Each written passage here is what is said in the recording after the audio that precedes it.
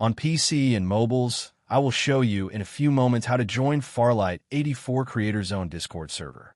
It's the same method on both PC and mobiles. For this, we will open a browser on your PC or mobile. It can be whichever. In my case, I will use Microsoft Edge. Now click on the URL bar and type this URL to be able to join this Discord server.